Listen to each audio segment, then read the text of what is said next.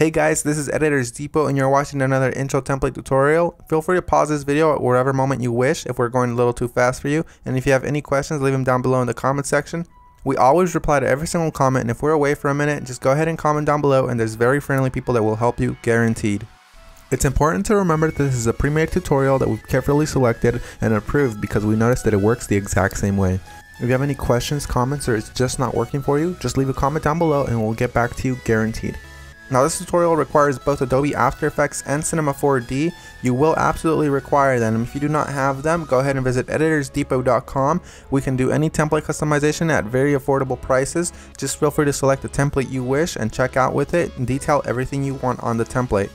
Now that that's out of the way, all you're going to want to do is open up the Cinema 4D file. So here it is, and we already have it open, so we're going to go ahead and bring it up. And as you can tell, everything is ready to go. All you have to do is replace the text, render, and you're done. Except one little thing, there's sometimes problems that come up with the templates, and I'm going to go ahead and cover them here. Sometimes the audio will be included, and you don't have to worry a bit about that. As you can tell on this template, the audio is included. It's not a problem at all. And sometimes the font is not included. If it's not, all you want to do is of course look for the text layers. They will look a little like this. Select it and then hit font and select any font you wish. You can visit designerdepot.net for any font you wish. The first thing you want to do is of course modify one of the text layers. So here it says your. I'm going to go ahead and hover the text after I select it and replace it with editors. I'm going to do the same thing for the second layer behind that one. I'm going to hover the text and write editors.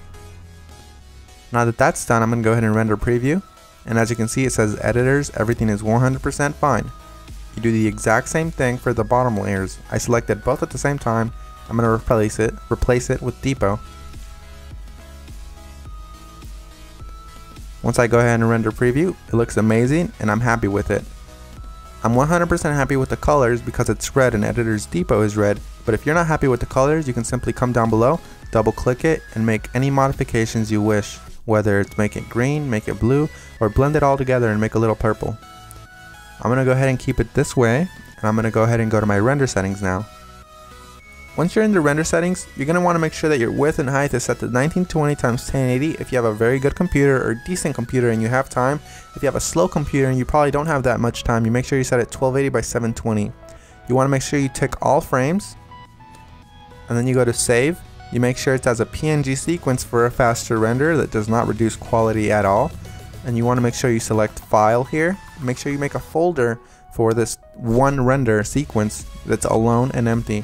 Mine is template render, and I'm going to name my every single sequence render. You close that and you begin the render. While it finishes rendering, I'm going to go ahead and open up my Adobe After Effects file and go ahead and get started with that for you guys. As you can see, that says that there's two files missing, so I'm going to go ahead and find them for my computer. So I'm going to wait for it to load, and as you can see, it says here that the audio is missing. I'm going to go ahead and double click the file, and I'm going to find it for the computer. It should be included in the template, and if it's not included, we're sorry and we're going to do our best to try to help you, but if it's not, you can go ahead and include any audio you want. As you can see here, it's not included, so I'm going to go ahead and just drag in one of my copyright-free files that I have in my library. You can use the one that we're using for this tutorial. Another really quick tip you can actually follow is just close this, right click the file, and go to rename. You can actually copy the entire name if it still has the original name of the song. Then you go back to YouTube, you paste that there, and you download the file from there. You want to make sure it's copyright free and you're not breaking any laws though. Once you've gone ahead and replaced your song, you're going to want to go ahead and replace the other thing that was missing, which is of course the PNG sequence. It might be a PNG file, .png, or it might be an MP4 file, or anything within those regards, like QuickTime for example. You're going to go ahead and double click it and replace it with your render sequence. I'm going to select the first frame, scroll all the way down just to be safe, and select the last frame. You want to make sure you do the same thing, all while holding shift, so it selects every single one.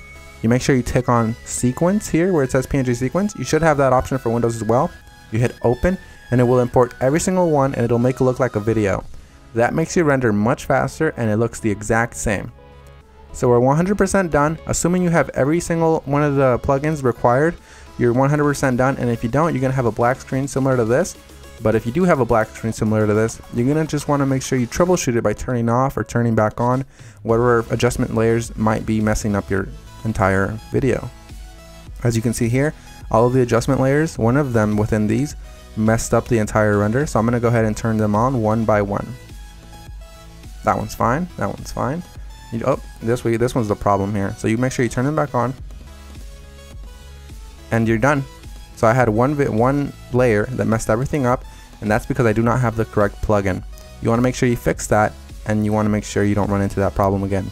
And finish the composition by adding it to the media encoder queue. That pretty much summarizes our video, guys. I hope you all enjoyed it, and if you did, remember, drop a thumbs up if you liked it. Drop a thumbs up if you are a fan of us and you like what we're doing. And guys, we really appreciate every single one of you from the bottom of our hearts. We really appreciate every single one of you guys, whether you're liking this video, disliking, or you just left and you didn't even watch this tutorial, guys. Hope you all have an amazing day, and as always, this is Maurice. Visit editorsdepot.com for any customization of templates, and have an amazing day. Take care, guys.